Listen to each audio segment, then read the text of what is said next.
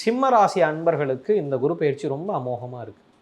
ரொம்ப ரொம்ப ரொம்ப சூப்பராக டாப் கிளாஸாக பயங்கரமாக இருக்குது. என்னடா இவ்வளோ நேரம் இப்போ தாண்டாப்பா குரு பயிற்சிக்கான விஷயமே நமக்கு காதல விழுவுது அப்படிங்கிற மாதிரி இருக்குது.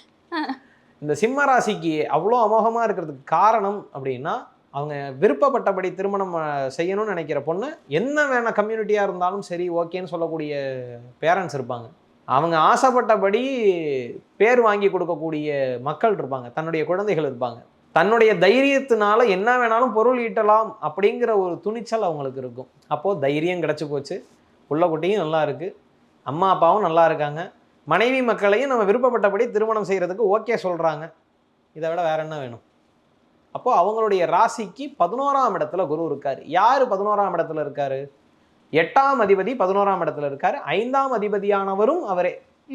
5க்குரியவன் 5 பார்க்குறாரு. 5 9 இறைவனோட சம்மந்தப்பட்டதுன்னு சொல்லிட்டோம்.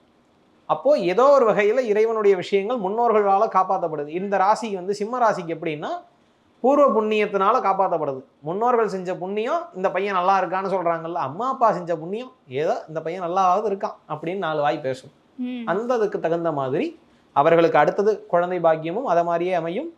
அவங்க திருமணம் செய்து கொள்ளக்கூடிய எதிர்பாலினத்தவர்களும் அந்த மாதிரி இருப்பாங்க. கொஞ்சம் முரண்பாடான திருமணமாக கூட இருக்கலாம்.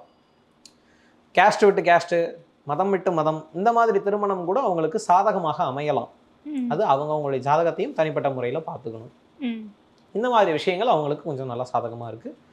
கொஞ்சம் தனக்கு உரியவன், தன்னுடைய எதிரிக்கு உரியவன் தன்னுடைய 7ஆம் இடத்துலேயே போகிறார். அப்போது மனைவிக்கும் அவங்களுக்கும் உள்ள அண்டர்ஸ்டாண்டிங் சம்மந்தமான விஷயங்களில் சில ப்ராப்ளம்ஸும் கொஞ்சம் ப்ராப்ளம்ஸும் வரும். அதில் கொஞ்சம் இணக்கமாகிற விஷயங்களும் கொஞ்சம் நல்லாயிருக்கும். அவங்க 2 பேருக்கும் உள்ள அந்யோன்ய சுகம் சார்ந்த விஷயங்களில் கொஞ்சம் ஏற்ற இறக்கம் இருக்கும். அதை சரி செஞ்சுக்கிட்டாங்கன்னாலே சில விஷயங்கள் கொஞ்சம் நல்லபடியாக இருக்கும். அவங்களுக்கு குழந்தை பாக்கியம் சார்ந்த விஷயங்கள் எல்லாம் கொஞ்சம் பிரச்சனை இல்லாமல் இருக்கும்.